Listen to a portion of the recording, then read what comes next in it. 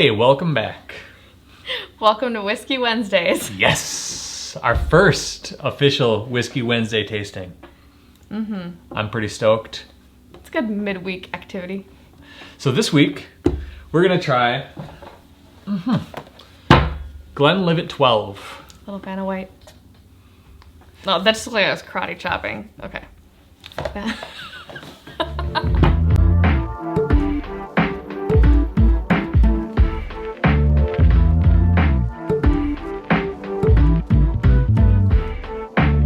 This is a special bottle, if I can get it open. The unboxing. The unboxing. Get up there. There we go. This is the first bottle of Scotch that we ever bought for our house. It was 10 years ago. We were gonna go on a big long road trip, and I thought that we should have some single malt Scotch when we get home because You need to be an adult. that's what adults do. They come home from a trip and drink some single malt neat. So we bought this, and for the life of us, we couldn't remember that we had actually ever bought it when we got asked what our first Scotch was, right? Well, I couldn't remember. He tells me that we did this.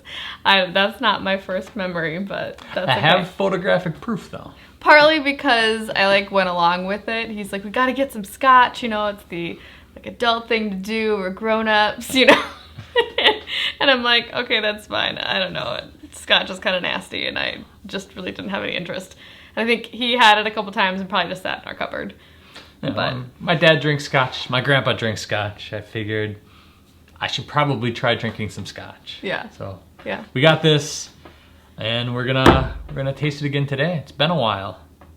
They went through a package redesign, so it looks a little bit different, but everywhere says that it is the same recipe, the same blending that they did in the past. They just wanted to spruce up the whole line. Got kind of a rebrand, refresh. I think what threw a lot of us off because we're used to seeing Glenlivet 12, but labeling it the double oak on the bottom, thought that it was something new, but it's still the classic traditional Glenlivet 12.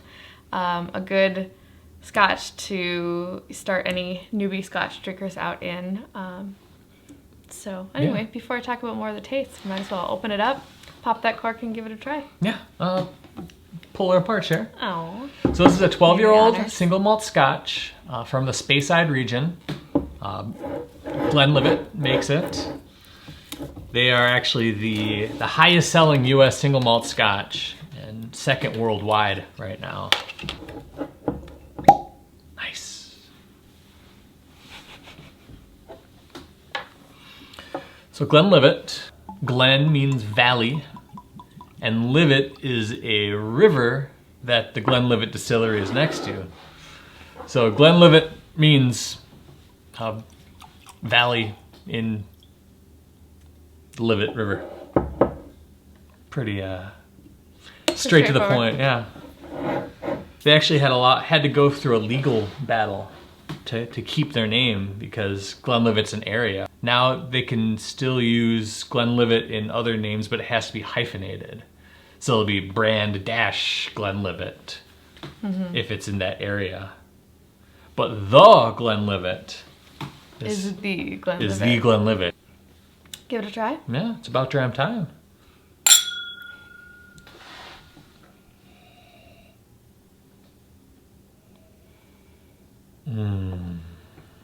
Just classic Scotch.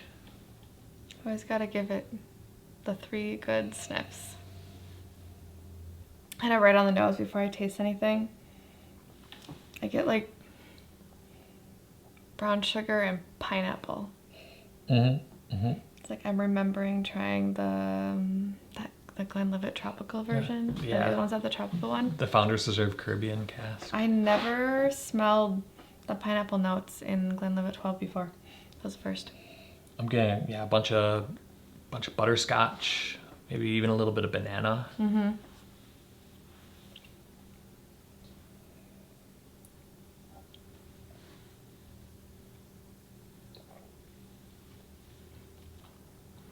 It's just classic. It is. I mean, What percent ABV is this? It's 40%. All right.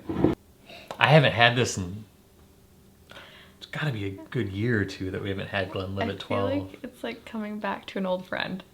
It is. Just because, even though I don't remember trying it the first time, it definitely is one that once I started drinking Scotch more, I would come back to. Again, it was a good starter one. 'Cause it's gentle. It's not like a punch you in the throat Pete, like No, you no. know, that end of things.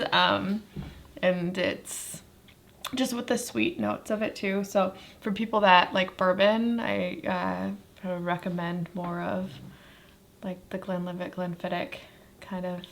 Yeah, it's types. this is a great launching off point. It's the sweetness to it. The sweetness to it, just the malty flavors, that vanilla from the oak is coming through just beautifully. Mm-hmm. The other reason I want to start with this one is it's just, we've done this in tastings before, and all I've written for tasting notes is Scotch, because when I think of single malt, classic. this is my cornerstone. This Yeah. is where I launch off of all the other variations and different flavors that can come out. Right. I always come back to one of the classic Yeah. 12-year-old Speysides as my starting point. Yeah. So I always like to go back to smelling it after I taste it, because after you have some of that taste in your mouth while you're smelling it, sometimes that taste can shift, or the smell can shift a little bit, and you get different notes.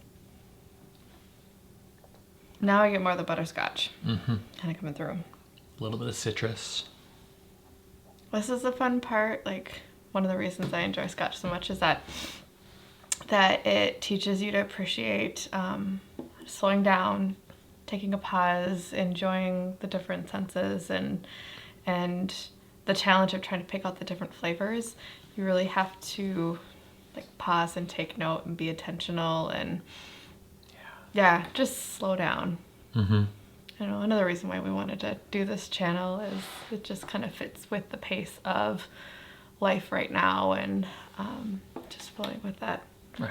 Slowing down. If they spent 12 years making this, we can Take a minute to. give it more than 2 seconds to enjoy.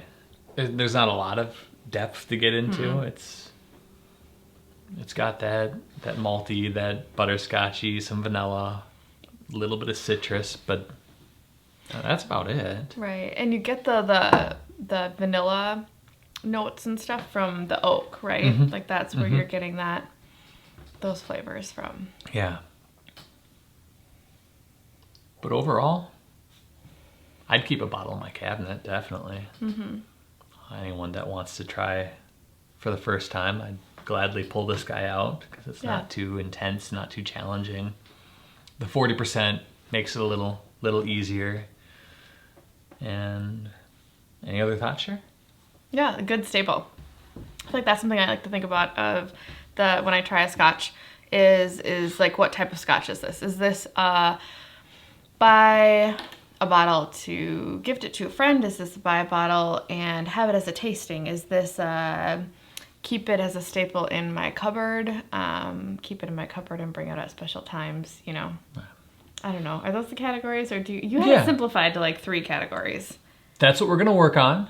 Yes. Is how we can categorize what our thoughts are on it. So if you have any ideas, if you want a hard number system, we're probably not going to, but let us know in the comments, and we'll try and work on this. Every week we'll have a little bit more under our belts of where we really want to take this channel. But I'd put it above making a cocktail. Yeah. I'd put it below bearskin rug, fireplace, contemplate life for a couple hours. You want a good whiskey for that. Yeah, that's true. Gotcha. Yes. If you really want to just sit, sip, and think about things. Yeah. This is a hangout and have a dram. So I think with that, we'll see you next week. Slanja. Sanja.